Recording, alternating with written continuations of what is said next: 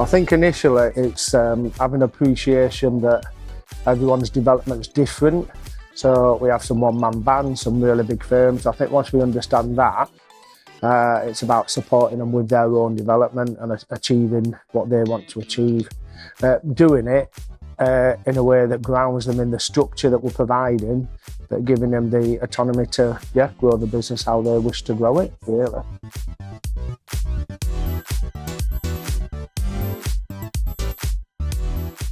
I think the biggest thing is just understanding the pressures that they're under, understanding that they might have difficult clients, difficult cases, and I think by appreciating that I can tailor the training around that and make it, I don't know what the word is, I suppose realistic.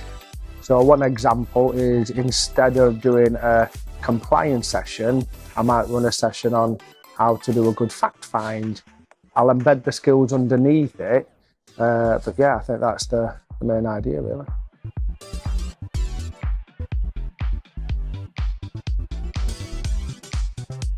I think the biggest thing is it creates a clarity, a consistency.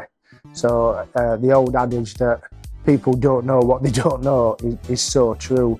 So I think by having a structured training programme, we can lead them right from the beginning, right from the induction, right through to them starting the business, really.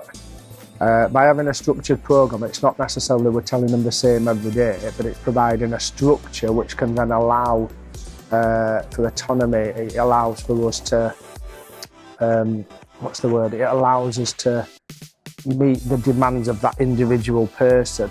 So if, for example, someone understands the importance of research, we might then go in and help an individual research case. We might go and help a big firm in researching cases. So the structure allows for that autonomy to take place.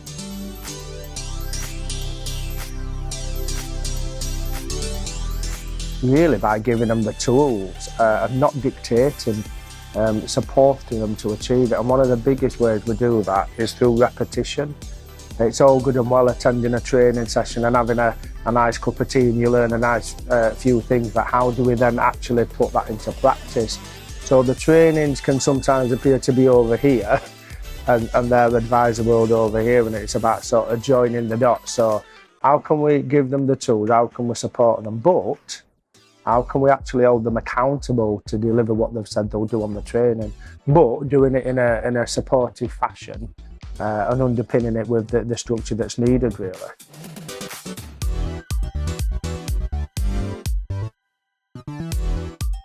I think there's two things, really. I think there's a nice balance between support in understanding the foundations, understanding the basic minimum standards that they need to adhere to, but also allowing them the autonomy to grow the business and supporting them in a different way.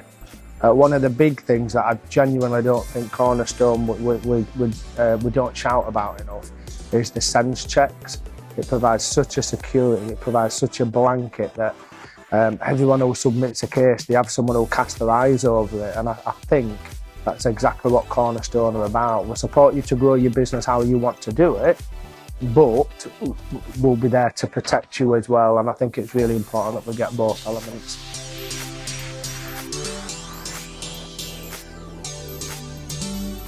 You've answered the question. It's genuinely seeing them develop, and what I get great comfort of is seeing the development manifest itself in very different ways. So one recent example, we've had an advisor who's been struggling with the amount of business they've written by doing an insider session that's run to the whole network and then following it up with her and giving her specific clear training around how to put cases on the system. She's now put 2 cases on, and I really, really like that. So for me, seeing that person develop and putting a couple of cases on and seeing their confidence grow is just as important as seeing a big firm develop their strategic outcome. So it is literally seeing people as individuals, seeing our businesses develop in a way that they want to develop, and knowing that I've had a part in that.